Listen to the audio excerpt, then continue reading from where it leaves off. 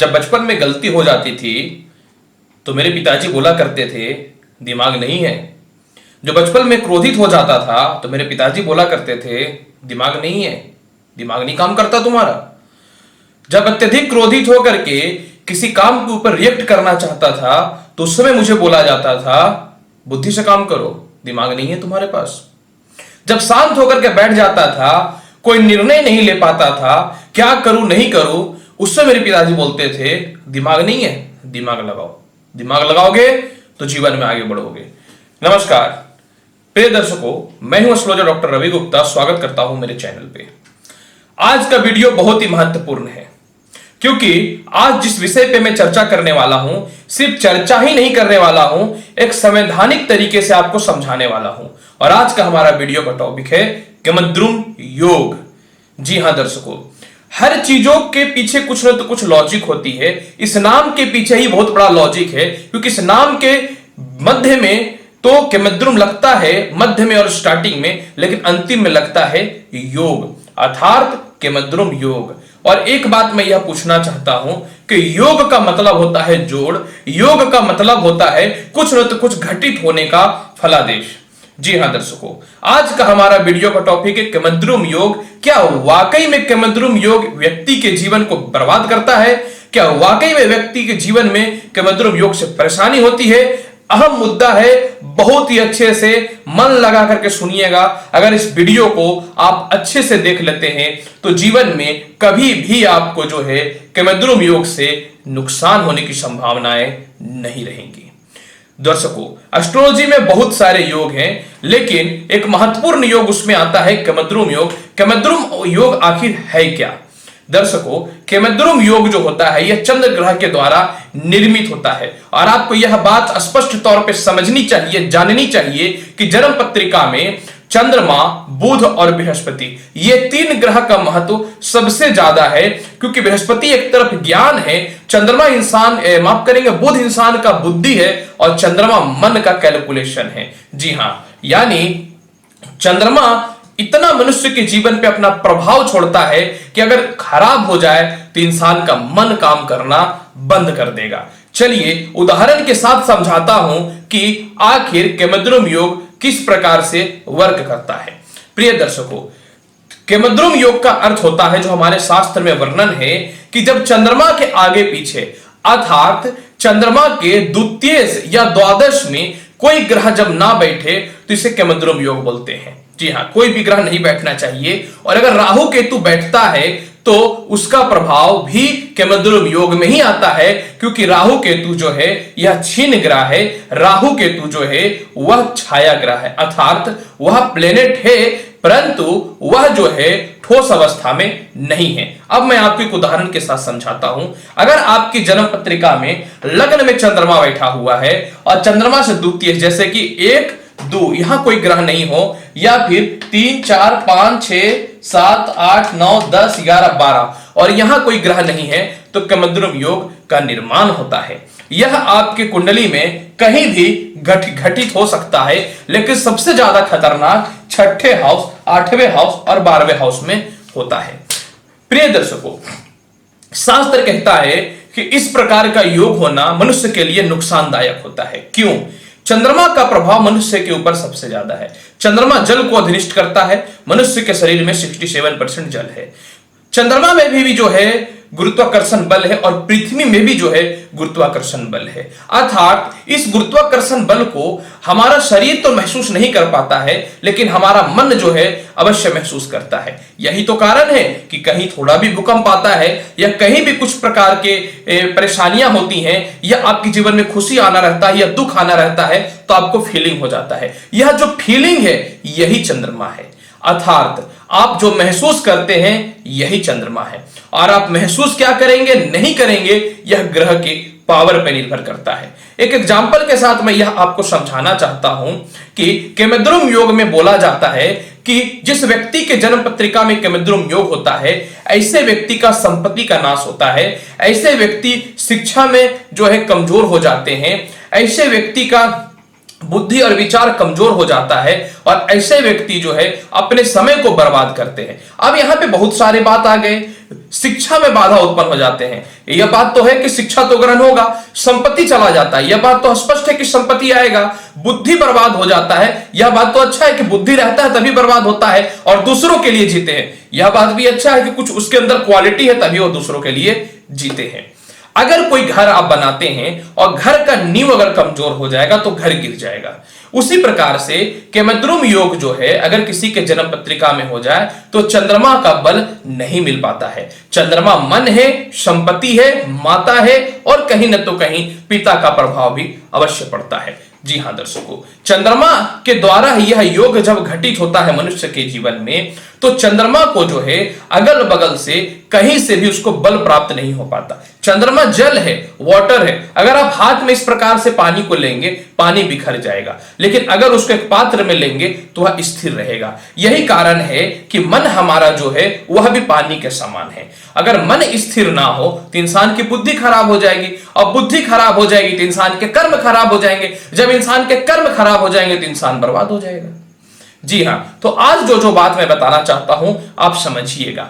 जिस व्यक्ति का केमद्रुम योग रहता है ऐसे व्यक्तियों के जीवन में पिता और माता का सुख ना के बराबर मिलता है।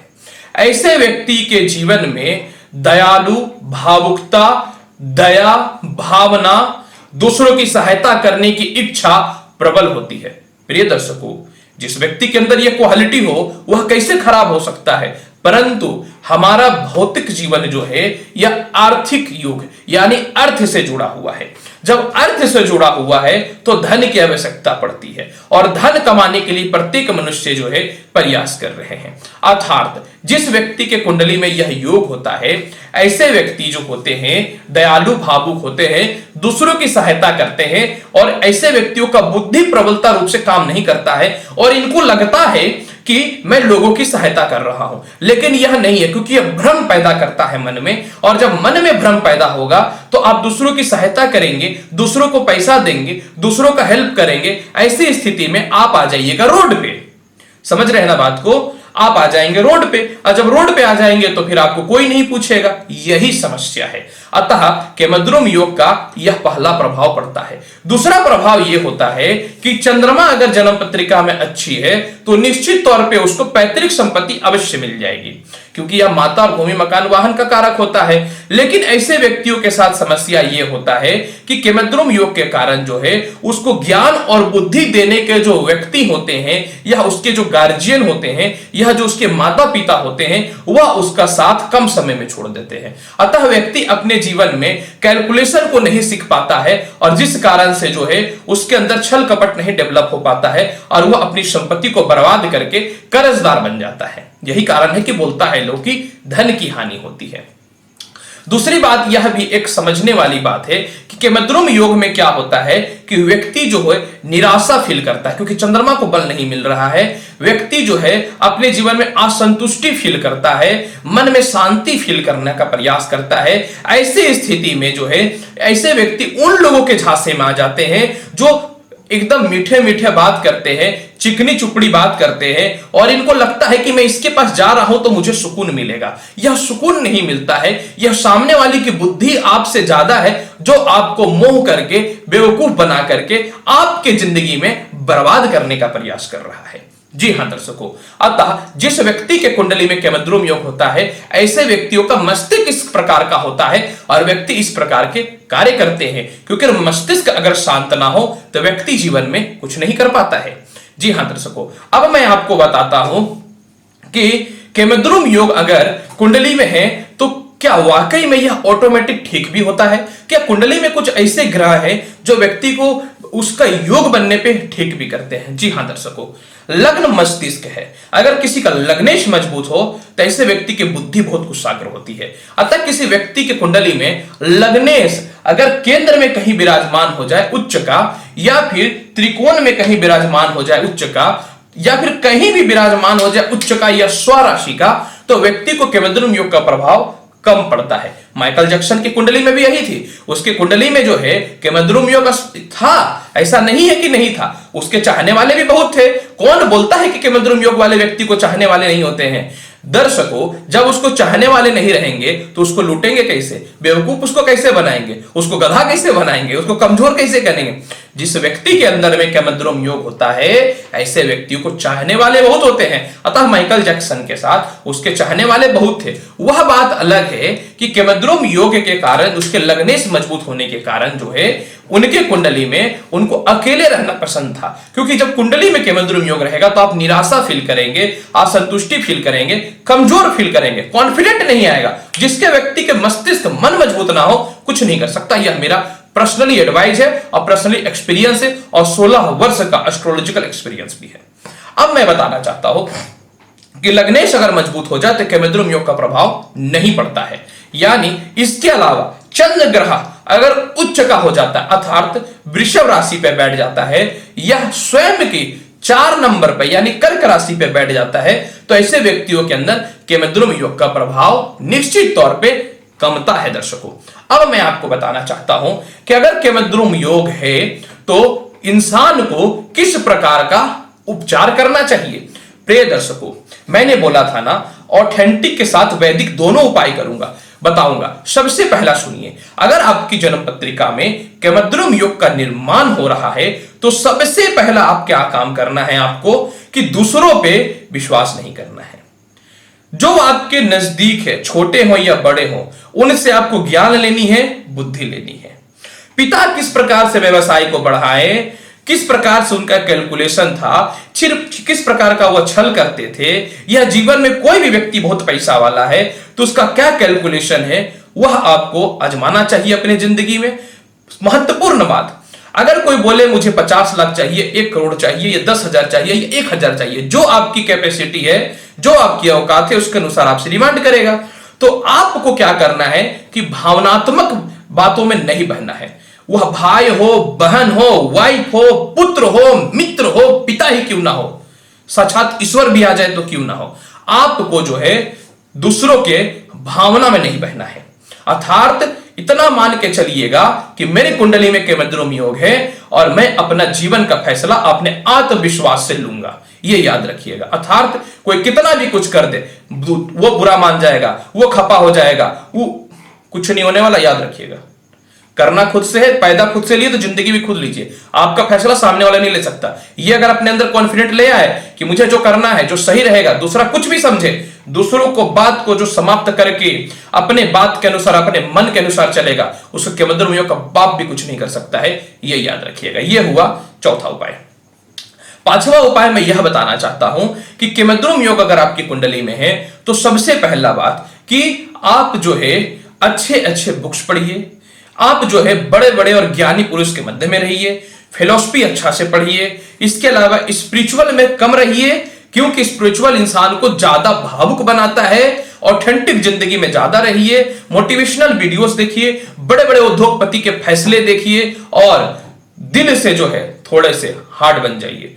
प्रिय दर्शकों, अगर आप ये नहीं करिएगा तो जीवन में बर्बाद हो जाइएगा, क्योंकि आप जो है केमद्रुम योग वाले जीवन में कर तो बहुत कुछ लेते हैं, लेकिन दूसरे के भावना में आने के कारण जो है बर्बाद हो जाते हैं। दूसरों को सहायता करने के चक्कर में सामने वाला सफल हो जाता है, दूसरों के हेल्प करने के चक्कर में वो सक्सेस हो जाता है, और आपके साथ क्या है कि जिंदगी का कैलकुलेशन ही गलत है। गाड़ी 5 लाख लेने की औकात है तो 5 लाख का लीजिएगा, 50 लाख का मत ले लीजिएगा। घर 20 लाख का लेने की औकात है तो 20 लाख का ही लीजिएगा, 50 करोड़ का मत ले लीजिएगा, नहीं तो केमद्रुम योग आपको बर्बाद कर देगा, ये याद रखिएगा।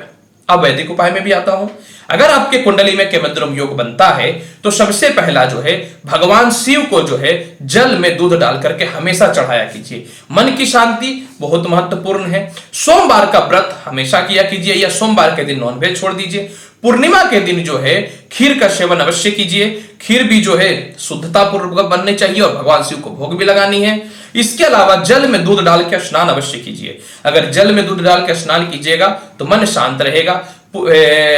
शुक्ल पक्ष के दिन यानी चंद्र उदय के समय में जो है चंद्रमा के नीचे थोड़ा देर बैठा कीजिए। इसके अलावा जो है थोड़ा झूठ बोलने का सीख लीजिए। झूठ बोलिएगा तभी जीवन में सफल होइएगा, नहीं तो सत्यवती राधा हरिश्चंद्र बन जाइएगा केमद्रुम योग के चक्कर में, तो रोड पे आ जाइएगा। मैं क्लियर बताता हूं, आज मैं जिस स्टेटस से और जिस लेवल से आपसे बात करता हूं, मेरी कुंडली में केमद्रुम योग नहीं है, अर्थात मुझे पता है कि मेरी जिंदगी में मुझे क्या करना है, यही राय तो मैं आपको देता हूं।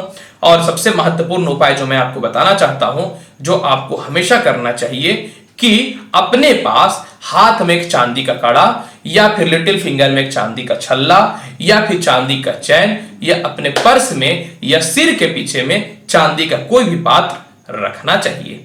और सोमनाथ मंदिर का पूजा हमेशा कीजिए। सोमनाथ मंदिर को अपने घर, सोमनाथ मंदिर के शिवलिंग को अपने घर में रख करके उनका पूजा कीजिए, क्योंकि एक लौता वही देवता है जो चंद्रदेव कहलाते हैं। और सबसे लास्ट में यही मैं उपाय बोलूंगा, कोई कुछ भी बोल दे, 100 बार सोच करके निर्णय लीजिए। कम से कम एक आदमी का दुखी होने की अपेक्षा करोड़पति बनना रहना बेहतर है। धन्यवाद। उम्मीद करता हूं बताई गई जानकारी से संतुष्ट होंगे। चैनल अच्छा लगता है तो लाइक करिए, शेयर करिए, सब्सक्राइब करिए। मिलूंगा नेक्स्ट एपिसोड में और अच्छी जानकारी के साथ। तब तक के लिए मेरा नमस्कार। जीवन सुखमय हो, यही ईश्वर से कामना करता हूं। धन्यवाद।